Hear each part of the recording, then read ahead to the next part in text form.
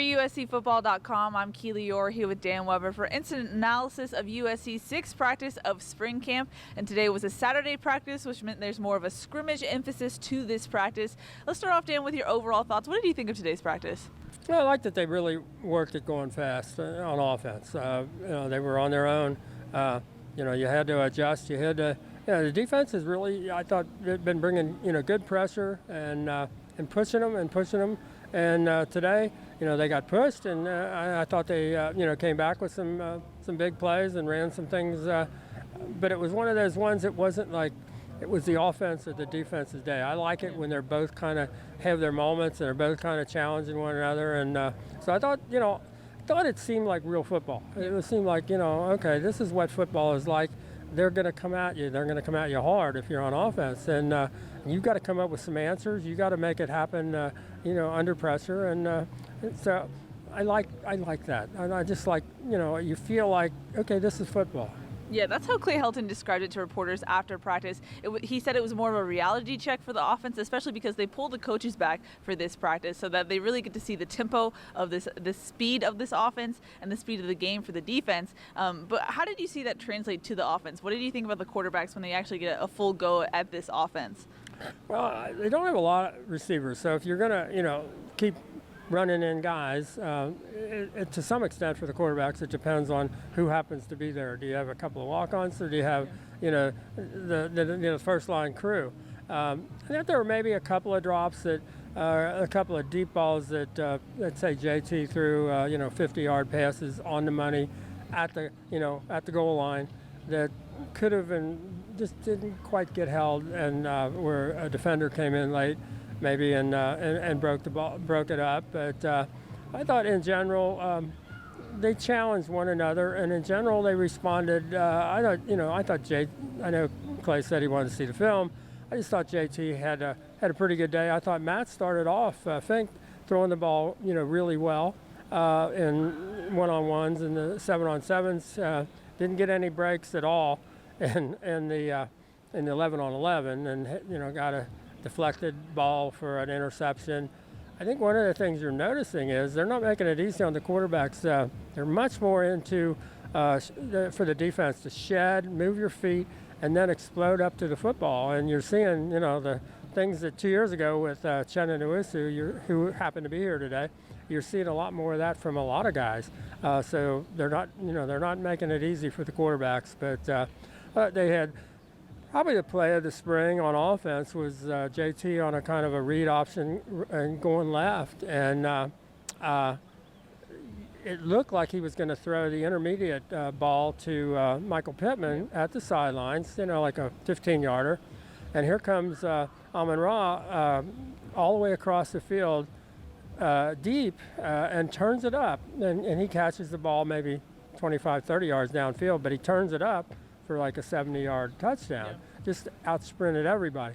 And that's what you see with this offense is, everybody there, all of us thought the ball's going to Michael Pittman. Yeah. And it just comes right over him to Amon-Ra, who just appears out of nowhere coming from the other side. And that's the kind of stuff, those kinds of matchups, I think going to be pretty difficult for people to defend. If you can, we're JT now, 7 pounds, 8 pounds lighter. Able to get more width on his ball fake, and able to turn and just throw it so easily. That'll make them really tough. I don't know how you defend some of those things because first of all they're putting pressure on up front, and on the linebackers you've got to read the run. So you're looking at the run, and all of a sudden you realize, okay, they're going to try to throw it over me. Then they really throw it over you, and I thought that was if they can run that kind of stuff with that kind of sophistication and with those kinds of athletes. For example, I know last year people, tried to double Amon-Ra. He's still a freshman, but a really good freshman.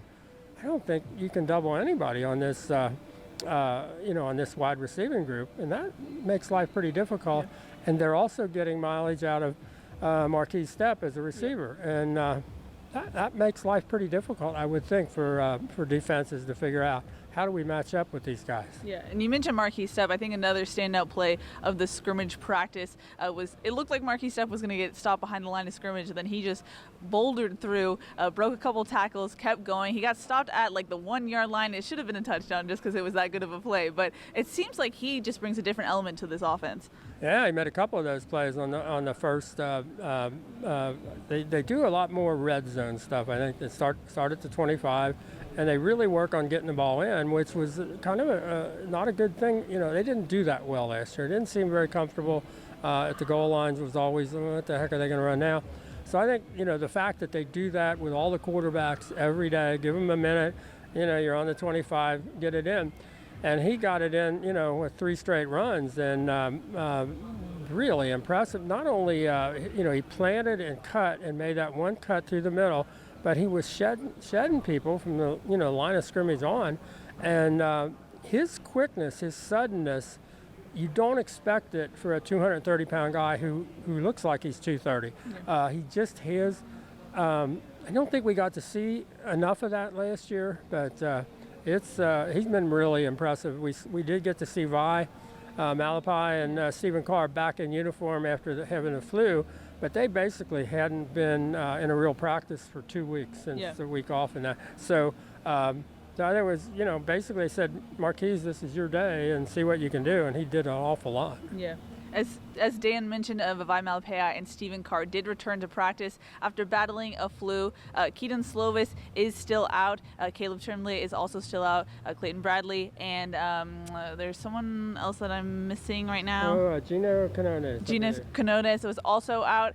So those guys were out. And then as far as injury updates, it looked like Talanoa Hufanga, who wears a yellow non-contact jersey, he got kind of tangled up in a play that probably shouldn't even been covered on, but he got tangled up, fell to the ground, and you just knew when he fell something hurt pretty badly. He walked off the field gingerly. We heard from Clay that it looked like he tweaked the arm, the collarbone that he tweaked last season. So right now it's TBD, but it didn't look good for Talanoa when he was walking out the field. Yeah, and make it doubly worse. It gave you that those chills from last year, because it was a play where Jack Sears was backpedaling, threw off his back foot, didn't have anything, and just threw the thing away out of bounds. And so Talanoa kind of, tried to catch the receiver, who he didn't need to do that because the ball was clearly uncatchable, and he gets a penalty on top of everything else. So he gets a penalty, maybe re-injures that collarbone. It was just one of those plays. He's been playing so well. Yeah. I mean, he had an interception to start the day, and I guess one-on-one, I think it was,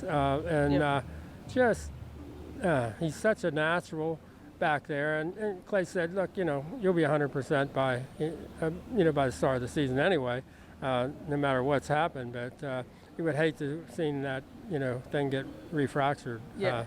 But we'll see. That was bad. That was trying too hard on a play you didn't need to, and you just hope it works out for Talanoa. Yeah, given the DB depth and how much they're trying to preserve guys like Talanoa and Isaiah Pulamau, Greg Johnson, guys who wear non-contact jerseys, how hard can this defense go in days like today when you can't really go full speed if something like what happened with Talanoa happens? Well, I mean, they were alternating too. You had your defense when you were going 11 on 11 with the back line of some walk-ons and subs who could tackle. Yeah. And then you would bring in the Talanoa, Isaiah Polamalu, Greg Johnson, who are in their yellow jerseys, and their job is to play it almost, but not full contact, not full tackle. And that's the danger. And I thought they've been doing a really good job of kind of going right up to the line, because you don't want these guys to have a kind of a wasted spring by not being in there for all of that. But that's the danger. You get a bad break, just a kind of an unlucky play. And so I don't know if that'll cause them to rethink how they're doing it. I've been very impressed with how they've integrated the 3 guys in yellow jerseys with playing fast and playing tough and aggressive on defense. But you do take a chance, and things like that happen. And I'm not sure you can let that stop you from playing aggressively and getting those guys as much out of spring practice as you can. So, easy to second guess. I don't think anybody will. You just say, what a bad break. If it is, say the worst, and he re-broke that collarbone. Yeah. Now, USC's 6 practices through the spring so far. This was their first full pad scrimmage-like practice. They had a full padded practice last Saturday or 2 Saturdays ago. But how would you assess this team and the differences you've seen so far this spring? There are a lot of differences. I think they had 10 officials here today, and they had a referee, Mike Mothers, had the Pac-12 guy from San Diego, and on a full Pac-12 crew. And I think, and they're calling every drill, and they're calling every pass pattern, and every time they line up the punt, if there's procedure or offsides or whatever. I think that's so good. I think it's really good for developing the rapport between USC players and coaches and the officials that are going to be calling their games. And it's good for the officials. They're getting to know USC and getting to understand, hey, they don't want to, we talked about Thursday, I guess, there was a flag on a one-on-one pass pattern, and they, last year it would have just descended immediately with no official. There would have been a shouting match between the wide receiver and DB. This year, the official said, hey, that's all in, I'm calling it, you can't do it. It's one of those, okay, I won't do it. You're seeing that a lot, and I think that's really good. And, it's great. USC, that's a commitment, a financial commitment, because you're paying those officials. It's good for them. It's good for USC. So I think that kind of sets a tone. They're doing more efficient drills, and where they're doing 2 and 3 things at once. And all the defensive drills are, involved disengaging, where with the bag or whatever, using their hands, using their feet. But whatever they're eventually doing, playing the pass or whatever, or tackling angles, they're doing it after they disengage. So they're doing several things at once. I thought they, again, we've second-guessed them a little bit in the past for how they've done special teams in the spring and the necessity of doing it. They're doing it right after calisthenics, and they're doing it fast. And they're doing, they start off with, a couple of kickoff coverage situations where they get the blocking and the coverage, and they go right to, I guess they go field goals and then punts. Yeah. And then with the punts, they're doing the regular punt, and then they're doing a lot of the pooch coffin corner kind of punts that again, we didn't really see them do that much of. But I think with Ben Griffiths, they got a chance to use that as a weapon. Yeah. So I think, but they're getting it done quickly, and they're transitioning, and their big emphasis is on getting the right 11 guys on the field and making sure there are 11 of them.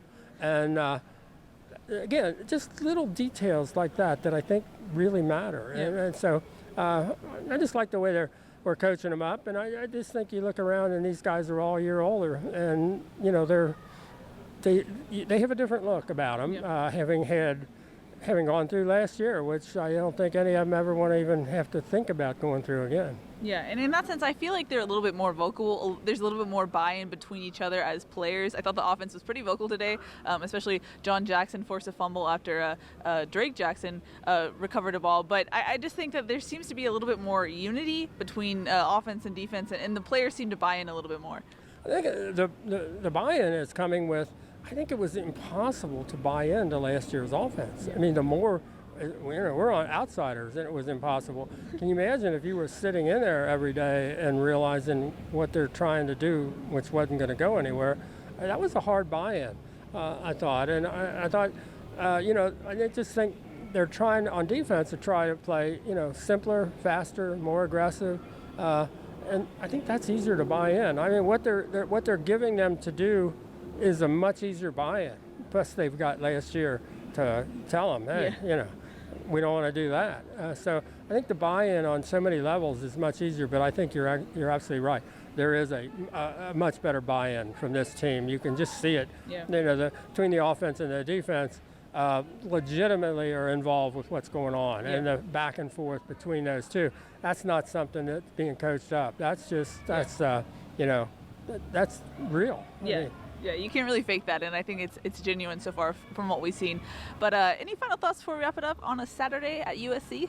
No, I just hope they dodged a bullet and Talanoa didn't refracture that, because that would have been of all the things that have happened, and so many positive, that would be like the first negative, or where you would second guess herself or if only or whatever. Because I'm watching him every day. He is such a natural leader. I mean, his first year in college, but he's just natural size, instincts. He's got all the, you want him on the field. He's like, that Troy Polamalu kind of guy. And you'd hate to see him, have to miss any time in the spring. I mean, he's probably going to have to figure out there may be times you just let it go, and you don't try to make that diving play. This discretion, the better part of valor, whatever it is they say. But other than that, I think this went how you would have probably wanted it to go based on, practice 6 and the first chance to really, kind of scrimmage. I thought that was what you might expect. I thought, they're having behind us, they're having, I guess, a get-together for all the families, junior day. A lot of families here today. There's a lot of enthusiasm. I mean, this is not like a down-and-out program at this point. The people around the program who are here are kind of upbeat about things. I think the fact that they've changed the offense, the new coaches and what they're doing makes a lot more sense. But there is more of an upbeat, feeling. Obviously, you can, people can tell with what we're saying and what we're seeing, but you're getting that from the people who were here today. Yeah. But we take it one practice at a time, one day at a time. Don't think we're saying everything's peachy and rosy. I know we get some comments about that. We're just telling you what we see each day. That's going to wrap it up for Dan Weber. I'm Keely Eure. For more, check out uscfootball.com.